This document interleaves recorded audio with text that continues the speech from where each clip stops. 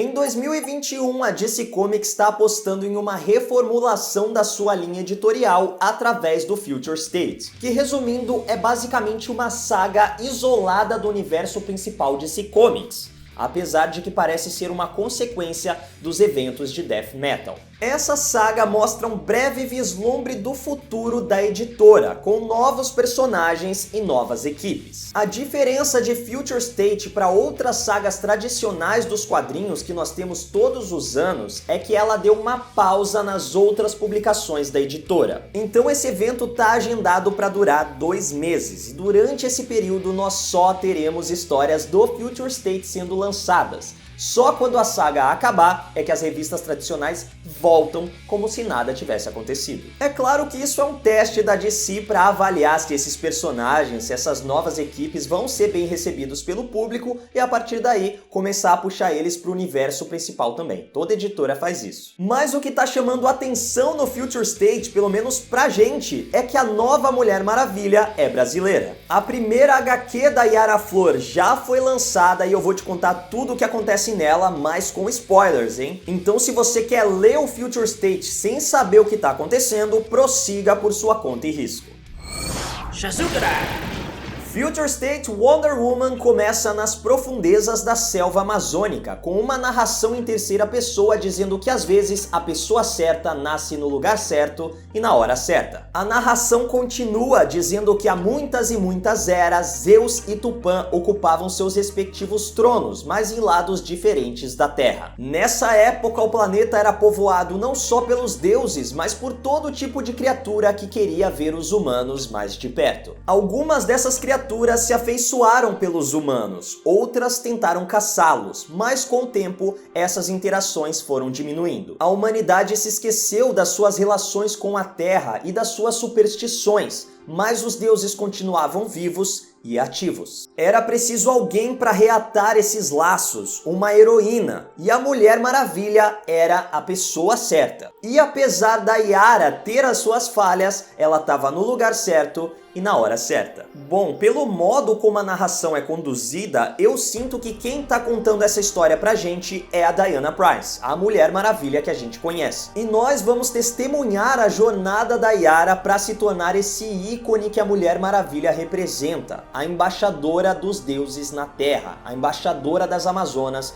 entre os homens. Aparentemente ela é filha do Tupã, o deus sol da cultura tupi-guarani, mas a mitologia grega ainda vai exercer forte influência na história da Yara. Ela tem um Pégaso, um cavalo alado chamado Jerry. Na sua primeira aventura, nós testemunhamos ela lutando contra uma Hidra. Ela quer levar os chifres da criatura ao submundo para tentar negociar com ninguém menos que o Hades. Mas no meio disso tudo, nós temos a selva amazônica, temos menção a ícones do folclore nacional como o Boitatá, o próprio nome Yara, já remete à lenda da sereia brasileira. Fora que a gente tem uma participação sensacional da Caipora, montada no javali, sendo realmente uma guardiã da floresta, falando que parou de fumar. Dá pra sentir que esses elementos da cultura brasileira foram estudados. Não é simplesmente uma história que se passa no Brasil e a gente vê a selva amazônica no meio do Rio de Janeiro. Ainda assim, nós temos elementos da cultura grega, é uma história da Mulher Maravilha e é uma história em quadrinhos. Essa HQ não é um retrato histórico.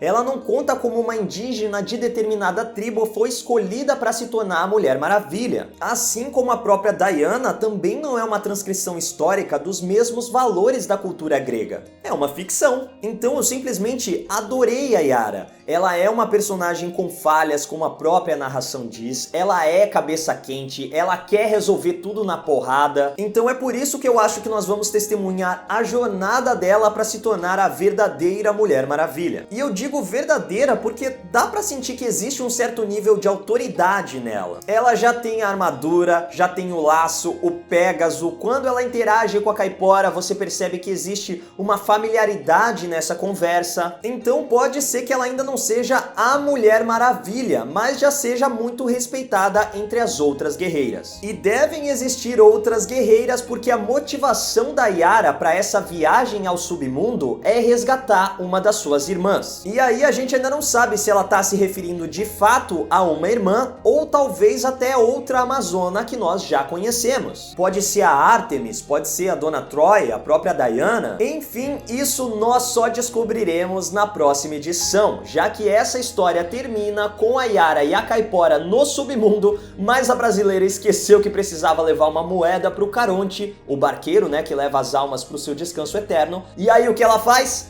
Tenta roubar um lutador de sumô. Como eu falei, a personagem tem as suas falhas, né? A personalidade dela tá me lembrando muito a magia dos Novos Mutantes, né? Porque ela sabe que é foda, então faz o que quer. Então acredito que uma das principais lições que ela vai aprender ao longo dessa jornada é a ter mais humildade. Achei muito legal a Caipora manipulando a realidade, né? Ela simplesmente rasga a floresta como se estivesse rasgando o tecido do espaço e elas atravessam pro submundo. A arte dessa revista é muito bonita, tanto o roteiro quanto as ilustrações são da Joelle Jones, que já trabalhou em Miss Marvel, Feiticeira Escarlate, Supergirl, então ela tá habituada com personagens femininas poderosas e é um bom currículo para quem tá escrevendo Mulher Maravilha. Infelizmente não tivemos nenhuma dedicatória, nenhuma menção, né, nenhum crédito final ali para Suiane Moreira, que foi a modelo brasileira que serviu como inspiração para a criação do visual da Yara. Mas vale lembrar que a personagem já tem a produção de uma série garantida. Então dá pra perceber que antes mesmo da revista estrear, a DC Comics já tá apostando no potencial da Mulher Maravilha brasileira. E isso é muito legal. Eu adorei essa primeira história e já tô morrendo de ansiedade pra ver muito mais dessa mistura do Brasil com a Grécia. Dessa vez não é Brasil com Egito. Mas e você? O que achou da história da Yara Flor? Comenta aí embaixo e aproveita pra seguir a Legião dos Heróis nas nossas redes sociais, no nosso TikTok